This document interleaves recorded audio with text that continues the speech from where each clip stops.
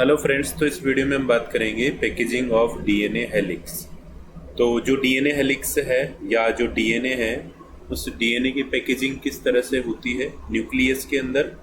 जो eukaryotic cell में nucleus है, और इसके अलावा यूकैरियोटिक सेल में जो डीएनए है साइटोप्लाज्म में, उसकी पैकेजिंग किस तरह से होगी वही हम समझेंगे। अब अगर हम यहाँ पर ह्यूमन डीएनए की बात करें, है ना, तो ह्यूमन डीएनए की जो लेंथ है वो कितनी होती है डिप्लॉइड सेल में। Length of human DNA human DNA की जो लेंथ है वो कितनी होती है यहाँ पर 2.24 मीटर। अब ये जो 2.24 मीटर है ये लंबा डीएनए होता है ना। अब अगर हम अपने सेल के अंदर जो न्यूक्लियस की साइज की बात करें, ये अपनी सेल है और इस सेल के अंदर ये क्या है, अपना न्यूक्लियस। तो इस न्यूक्लियस की अगर हम साइज की बात करें तो यहाँ पर इसका जो साइज है न्यूक्लियस का, जो यहाँ पर साइज है वो कितना होता है 10⁻⁻⁶ मीटर, है ना। तो यहाँ पर ये जो साइज है ये इस डीएनए की लेंथ के कंपैरिजन में बिल्कुल कम है। तो अब इतना बड़ा जो डीएनए है वो इतनी कम साइज में किस तरह से पैक होता है ना, किस तरह से ये आता है। अब सारा डीएनए, इतना लंबा डीएनए इस न्यूक्लियस के अंदर होने वाला है, पर इतनी कम छोटी सी जगह में यहाँ पर ये जो डीएनए है वो इसमें प्रेजेंट होता है। तो डीएनए को इधर रखने के लिए यहाँ पर जो डीएनए है उसकी क्या की जाती है, पैकेजिंग, है ना। तो एक तरह से समझें जैसे अपने पास ये इतना बड़ा डीएनए है ना, और इस डीएनए को हम छोटे से डॉट, जो कि यहाँ पर किसको बता रहा है, न्यूक्लियस को, इस छोटे से डॉट में हम इतने बड़े डीएनए को इसमें रखने वाले हैं, है ना। तो ऐसे ही अपनी सेल के अंदर होता है। तो इस डीएनए को यहाँ पर किस तरह से रखा जाता है इस न्यूक्लियस में, तो यही हम समझेंगे। तो सबसे पहले यहाँ पर हम डीएनए की जो लेंथ है उसको निकालते हैं, है ना। ह्यूमन डीएनए की जो लेंथ है वो किस तरह से निकलती है, तो इसका एक फॉर्मूला है अपने पास। लेंथ ऑफ डीएनए की लेंथ निकालने के लिए हमें क्या करना पड़ेगा, जो नंबर ऑफ बेस पेयर्स हैं, नंबर ऑफ बेस पेयर्स, इसको हम मल्टीप्लाई करेंगे। किससे मल्टीप्लाई करेंगे, distance between two base pairs, distance between two base pairs, है ना। तो अब जो नंबर ऑफ बेस पेयर्स हैं ह्यूमन डीएनए में वो कितने होते हैं, ह्यूमन डीएनए में जो नंबर ऑफ बेस पेयर्स है वो कितने होंगे, 6.6 मल्टीप्लाई बाय 10⁹ बेस पेयर। ये डिप्लॉइड सेल में इतने बेस पेयर्स होते हैं, ठीक है। इसके बाद में distance between two base pairs, तो ये हमने निकाली थी, कितनी होती है 0.34 नैनोमीटर, है ना। तो ये यहाँ पर 0.34 नैनोमीटर है। अब हम जो डीएनए की लेंथ है वो हम किस में निकालना चाहते हैं, मीटर में, है ना। तो यहाँ पर जो 1 मीटर होता है वो किसके इक्वल होता है 10⁹ नैनोमीटर, है ना। 1 मीटर में 10⁹ नैनोमीटर होता है। तो 1 नैनोमीटर की हम बात करें तो 1 नैनोमीटर में कितने मीटर होने वाले हैं यहाँ पर, 1/10⁹ मीटर, ठीक है। इतने यहाँ पर मीटर होंगे, या इसको हम लिख सकते हैं 10⁻⁹ मीटर। तो इसी तरह से यहाँ पर अगर हम 0.34 नैनोमीटर को किस में कन्वर्ट करें, मीटर में, तो हम इसको किससे मल्टीप्लाई कर देंगे,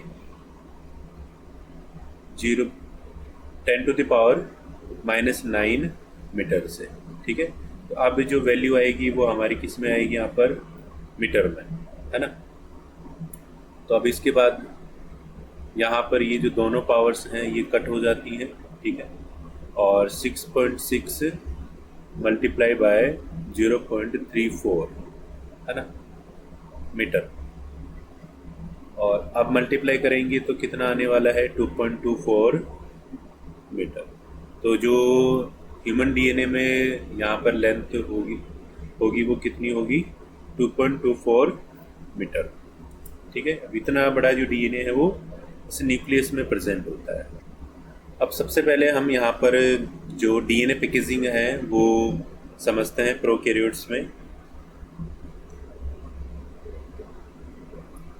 डीएनए पैकेजिंग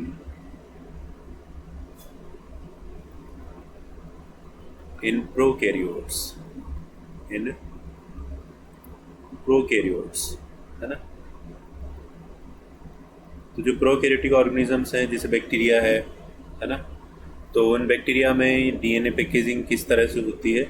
जैसे अगर हम बैक्टीरियल सेल को देखें, बैक्टीरियल सेल के अंदर यहाँ पर जो डीएनए है वो साइटोप्लाज्म में प्रेजेंट होता है इस तरह से, है ना। साइटोप्लाज्म में प्रेजेंट होगा और जिस रीजन में ये डीएनए प्रेजेंट होता है उसको हम क्या बोलेंगे, न्यूक्लियोइड, है ना। यहाँ पर ये जो रीजन है इसको हम क्या बोलेंगे, न्यूक्लियोइड। तो न्यूक्लियोइड रीजन में जो डीएनए है वो प्रेजेंट होता है ना, पैकेज्ड होता है। तो किस तरह से ये जो डीएनए है ये पैकेज होगा। अब एक चीज़ और ध्यान रखनी है, डीएनए यहाँ पर एक फिक्स जगह पर प्रेजेंट होता है इस सेल के अंदर। ऐसे नहीं कि यहाँ पर सब जगह जो डीएनए वो फैला हुआ है ना। फैला हुआ तब होता जब ये डीएनए ठीक तरह से पैक नहीं होता। पर यहाँ पर जो डीएनए है वो अच्छी तरह से बंधा हुआ होता है, जैसे हम रस्सी को बांध के रखते हैं एक छोटी सी जगह पे। वैसे जो डीएनए है वो इस सेंटर में या जो रीजन है न्यूक्लियोइड है वहाँ पर अच्छी तरह से पैक होता है। ठीक है, तो अब अगर हम बेसिक प्रिंसिपल समझे डीएनए पैकेजिंग का, तो डीएनए पैकेजिंग किस तरह से वर्क करती है। तो डीएनए पर अगर हम देखें, डीएनए पर चार्ज कौन सा होता है, चार्ज ऑन डीएनए। तो डीएनए पर जो चार्ज होता है वो कौन सा चार्ज होता है, नेगेटिव चार्ज। अब ये जो नेगेटिवली चार्ज्ड डीएनए है ये किससे बंधा हुआ रहेगा, कौन से मॉलिक्यूल से अट्रैक्टेड रहेगा, जिस पर चार्ज कौन सा हो, पॉजिटिव। तो ये जो डीएनए है वो पॉजिटिवली चार्ज्ड मॉलिक्यूल से अटैच्ड होता है ना। तो यहाँ पर जो पॉजिटिवली चार्ज मॉलिक्यूल्स हैं वो कौन से होते हैं, प्रोटीन्स, है ना। तो चार्ज ऑन प्रोटीन, तो प्रोटीन यहाँ पर कौन सी चार्ज वाली होती है, पॉजिटिव चार्ज वाली। तो ये जो डीएनए है ये किससे जुड़ा हुआ रहता है, इसे प्रोटीन से। ठीक है, तो यहाँ पर जो प्रोटीन है वो डीएनए को पैक करने का काम करती है। तो किस तरह से पैक करती है, अगर हम यहाँ पर न्यूक्लियोइड रीजन में देखें तो न्यूक्लियोइड रीजन में जो डीएनए है वो किस तरह से पैक होता है, तो इस तरह से लूप्स बनते हैं, है ना। इस तरह से क्या बनेंगे, लूप्स। तो ये लूप्स बनते हैं और ये जो लूप्स हैं ये किसके हैं, यहाँ पर डीएनए के। ये जो लूप्स हैं वो किसके हैं, डीएनए के। डीएनए इस तरह से लूप बनाता है और इस लूप को बांधने का काम कौन करता है, यहाँ पर ये पॉजिटिवली चार्ज्ड प्रोटीन्स।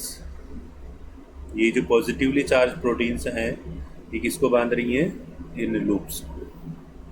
तो यहाँ पर ये क्या है, प्रोटीन। ठीक है, तो इस तरह से जो डीएनए है वो लूप्स की फॉर्म में कौन से रीजन में प्रेजेंट होगा, न्यूक्लियोइड रीजन। अब ये हो गई अपना डीएनए पैकेजिंग इन प्रोकैरियोट्स। अब इसके बाद में हम बात करते हैं DNA packaging in eukaryotes. DNA packaging in eukaryotes. तो यूकैरियोट्स में डीएनए पैकेजिंग किस तरह से होती है, तो यहाँ पर भी वही सेम प्रिंसिपल काम करता है जो हमने पहले पढ़ा था। तो डीएनए पर जो चार्ज होगा वो यहाँ पर कौन सा चार्ज होता है, नेगेटिव चार्ज।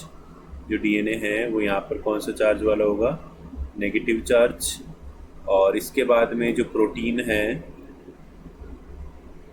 प्रोटीन पर कौन सा चार्ज होगा, पॉजिटिव चार्ज। ठीक है, अब यहाँ पर हमें ध्यान रखना है, प्रोटीन्स यहाँ पर स्पेशल प्रोटीन्स होती हैं, और ये जो प्रोटीन्स हैं वो कौन सी होंगी? Histone proteins. यहाँ पर जो डीएनए को बांधने वाली प्रोटीन्स हैं वो कौन सी हैं? Histone proteins. हिस्टोन प्रोटीन्स, तो ये हिस्टोन प्रोटीन्स डीएनए को पैक करके रखती हैं। अब यहाँ पर ये जो हिस्टोन प्रोटीन्स हैं इन पर पॉजिटिव चार्ज किस तरह से आता है?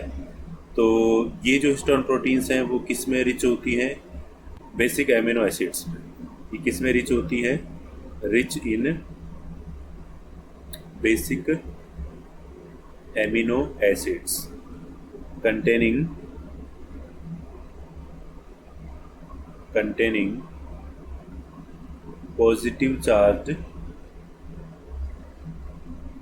positively charged side chains। Positively charge side chains. अब अगर हम किसी भी एमिनो एसिड में देखें तो वहाँ पर साइड चेन होती है, और ये जो बेसिक एमिनो एसिड्स हैं इनमें जो साइड चेन है वो कैसी है? Positively charge. तो ये जो हिस्टोन्स हैं वो इन बेसिक एमिनो एसिड जिनमें जो साइड चेन है वो पॉजिटिवली चार्ज होती है उससे रिच होती है ना। तो बेसिक एमिनो एसिड्स यहाँ पर कौन से होते हैं? अगर हम एग्जाम्पल की बात करें तो एग्जाम्पल अपने पास लाइसिन एंड आर्जिनिन। एग्जाम्पल अपने पास लाइसिन एंड आर्जिनिन। तो लाइसिन और आर्जिनिन में यहाँ पर रिच होगी ये हिस्टोन प्रोटीन्स, जो कि क्या काम करेगी? इस डीएनए को पैक करेगी, है ना। अब इसके बाद में हम डीएनए की पैकेजिंग समझते हैं इस यूकैरियोटिक सेल में। तो यहाँ पर अपने पास हिस्टोन प्रोटीन्स होती हैं, है ना। तो हिस्टोन प्रोटीन्स के अपने पास कितने मॉलिक्यूल्स होंगी टोटल? यहाँ पर ये 8 मॉलिक्यूल्स, जो कि क्या बनाएंगे? हिस्टोन ऑक्टामर, है ना। यहाँ पर जो आप स्ट्रक्चर, ये वाली जो स्ट्रक्चर देख रहे हो इसको हम क्या बोलेंगे? Histone octamer. हिस्टोन ऑक्टामर, तो हिस्टोन ऑक्टामर है। ऑक्टामर का मतलब यहाँ पर जो 8 मॉलिक्यूल्स हैं वो स्ट्रक्चर बना रहे हैं, है ना। तो कौन कौन से जो 8 मॉलिक्यूल्स हैं वो हिस्टोन ऑक्टामर बनाते हैं? तो 8 टोटल, जो 8 हिस्टोन्स हैं वो हिस्टोन ऑक्टामर बनाती है ना।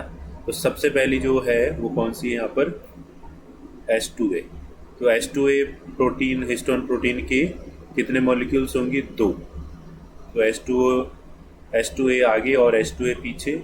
इसी तरह से यहाँ पर H2B, और इधर है अपने पास H2B। इसके भी कितने मॉलिक्यूल्स हैं? 2 मॉलिक्यूल्स। इसी तरह से H3, इसके कितने मॉलिक्यूल्स हैं? 3। और यहाँ पर है H4, इसके कितने मॉलिक्यूल्स हैं? 2। तो 2 मॉलिक्यूल्स H2A के, 2 मॉलिक्यूल्स H2B के, और 2 मॉलिक्यूल्स H3 के, और 2 मॉलिक्यूल्स H4 के। तो टोटल जो प्रोटीन्स हैं हिस्टोन वो कितनी हो गई? यहाँ पर टोटल मॉलिक्यूल्स कितने हो गए?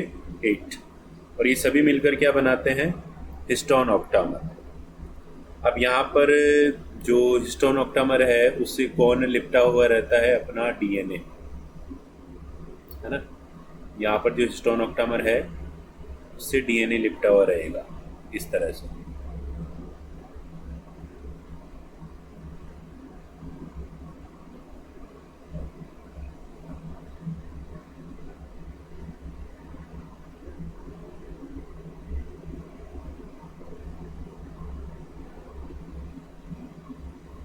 अब देखो यहाँ पर ये क्या लिपटा हुआ है? यहाँ पर डीएनए। और अब डीएनए के जो 2 यहाँ पर फ्री एंड्स हैं ये बाहर निकल रहे हैं, और इन फ्री एंड्स को भी यहाँ पर बांधा जाता है। तो इन फ्री एंड्स को बांधने का काम कौन करता है? यहाँ पर एक प्रोटीन और होगी, और इस प्रोटीन को हम क्या बोलेंगे? यहाँ पर H1 प्रोटीन, H1 हिस्टोन। इसको हम क्या बोलेंगे? H1 histone. तो H1 हिस्टोन, हिस्टोन ऑक्टामर से जो निकलने वाले डीएनए के फ्री एंड्स हैं उनको बांधने का काम करती है। अब इससे क्या होगा, ये दोनों जो एंड्स हैं वो बन जाएंगे और जो हिस्टोन ऑक्टामर पर जो डीएनए है वो यहाँ पर फ्री नहीं होगा, है ना। इस तरह से यहाँ पर जो स्ट्रक्चर बनती है हिस्टोन ऑक्टामर और H1 हिस्टोन प्रोटीन से, उस स्ट्रक्चर को हम क्या बोलेंगे, न्यूक्लियोसोम, है ना। यहाँ पर जो स्ट्रक्चर बनेगी वो कौन सी बनेगी, न्यूक्लियोसोम। ठीक है, तो डीएनए के पैकेजिंग के लिए यहाँ पर जो सबसे छोटी यूनिट है यूकैरियोट्स में वो क्या है, न्यूक्लियोसोम। तो एक न्यूक्लियोसोम का फॉर्मेशन हो गया। अब अगर हम टोटल न्यूक्लियस में बात करें तो यहाँ पर बहुत सारे न्यूक्लियोसोम्स प्रेजेंट होते हैं, है ना। मिलियंस में जो न्यूक्लियोसोम्स हैं वो प्रेजेंट होते हैं। तो अब ये जो न्यूक्लियोसोम हैं ये भी आपस में कनेक्टेड होते हैं, है ना। तो यहाँ पर अगर हम देखें तो ये एक न्यूक्लियोसोम है, इधर ये दूसरा, तीसरा, इस तरह से बहुत सारे न्यूक्लियोसोम हैं वो प्रेजेंट होता है न्यूक्लियस के अंदर। तो ये एक न्यूक्लियोसोम है, इसमें ये डीएनए लिपटा हुआ है, दूसरे में डीएनए लिपटा हुआ है, इस तरह से सभी में जो डीएनए है वो लिपटा हुआ रहता है। अब अगर हम यहाँ पर टोटल डीएनए की बात करें जो कि यहाँ पर इस न्यूक्लियोसोम में प्रेजेंट होता है, कितने बेस पेयर का जो डीएनए है वो इस न्यूक्लियोसोम में प्रेजेंट होगा, तो टोटल जो बेस पेयर्स हैं वो कितने आते हैं, 200 बेस पेयर्स, है ना। तो न्यूक्लियोसोम में कितने बेस पेयर्स आएंगे, 200 base pairs of DNA helix. इतना जो डीएनए है वो ये कंटेन करता है। इसमें यहाँ पर H1 हिस्टोन प्रोटीन से बनने वाला भी डीएनए आ जाएगा और जो हिस्टोन ऑक्टामर है उससे लिपटा हुआ डीएनए भी इसमें इंक्लूड हो जाता है। ठीक है, तो अब अगर हम न्यूक्लियोसोम को डिफाइन करें तो ये किससे मिलकर बना होता है। पहला है यहाँ पर डीएनए प्लस हिस्टोन ऑक्टामर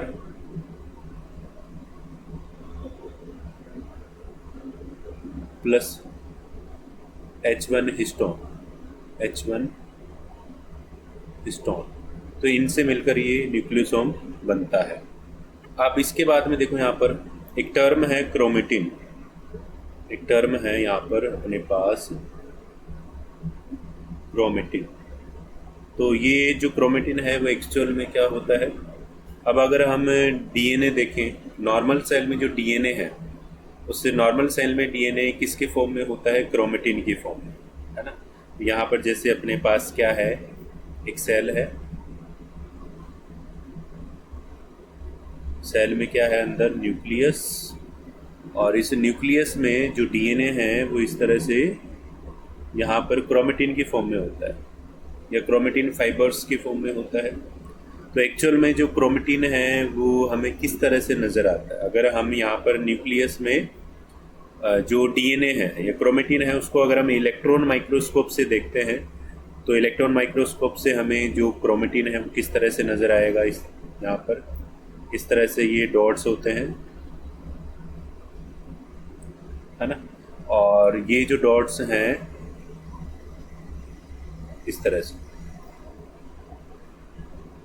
से यहाँ पर हमें क्या नज़र आएगा, क्रोमेटिन। तो एक्चुअल में ये जो डॉट्स हैं वो किसको बता रहे हैं, न्यूक्लियोसोम्स। ये जो डॉट्स हैं वो क्या हैं एक्चुअल में, न्यूक्लियोसोम्स, है ना। तो बहुत सारे जो न्यूक्लियोसोम्स हैं वो आपस में जुड़ते हैं और एक कॉम्पैक्ट स्ट्रक्चर बनाएंगे जिसको क्या बोला जाता है, क्रोमेटिन, है ना। तो यहाँ पर ये जो डायग्राम आप देख रहे हो ये एक छोटा सा पार्ट है क्रोमेटिन का, है ना। इस क्रोमेटिन में आप क्या देखोगे, बहुत सारे जो न्यूक्लियोसोम्स हैं वो आपस में जुड़े हुए हैं।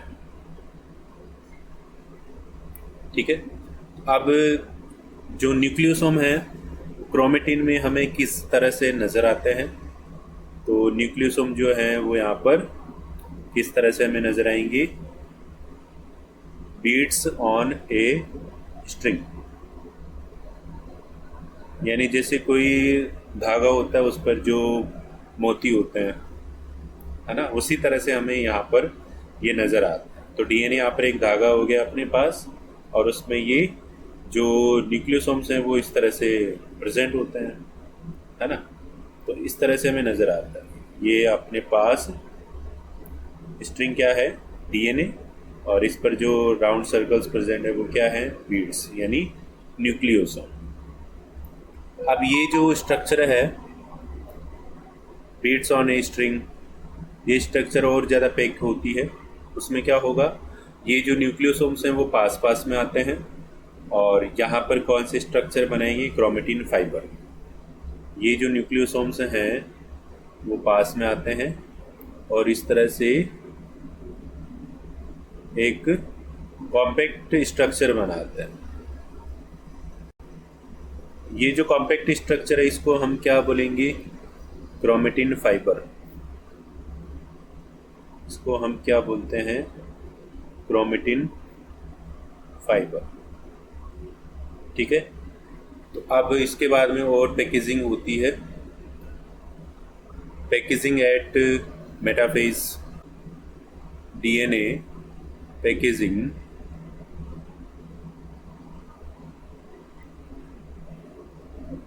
एट मेटाफेज, है ना। तो जब सेल डिवाइड कर रही होती है तो उस समय मेटाफेज स्टेज में हमें जो क्रोमोसोम्स हैं वो नज़र आते हैं। तो वो जो क्रोमोसोम्स हैं वो किससे बने हैं, उससे क्रोमेटिन से। तो वो जो क्रोमेटिन है वो और ज़्यादा कंडेंस होता है, और ज़्यादा अच्छे से पैक होगा और क्या बनाएगा यहाँ पर, क्रोमोसोम। तो डीएनए पैकेजिंग में मेटाफेज के समय जो डीएनए पैकेजिंग होती है इसमें एक्चुअल में क्या होता है, जो अपने पास क्रोमेटिन फाइबर है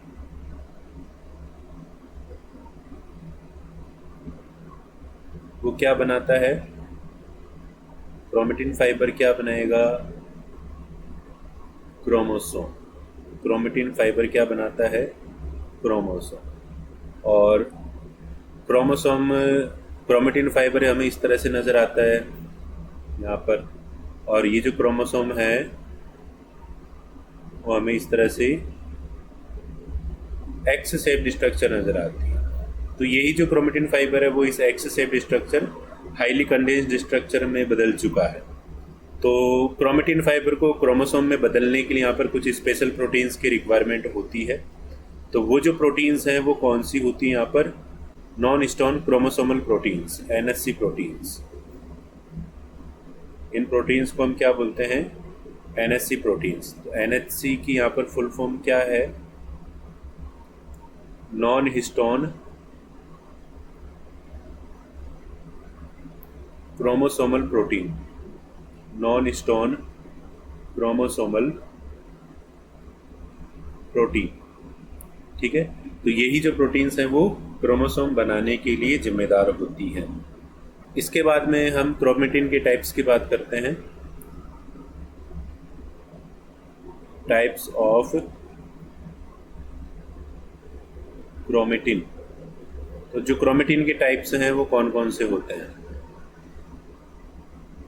तो यहाँ पर अपने पास दो टाइप्स हैं, कौन कौन से, पहला है यूक्रोमेटिन, पहला है अपने पास यूक्रोमेटिन, और दूसरा है अपने पास हेट्रोक्रोमेटिन, दूसरा है अपने पास हेट्रोक्रोमेटिन। तो ये दो तरह के अपने पास क्रोमेटिन होते हैं जो कि न्यूक्लियस के अंदर प्रेजेंट होता है। तो जो यूक्रोमेटिन है वो क्या है, लूजली पैक्ड क्रोमेटिन।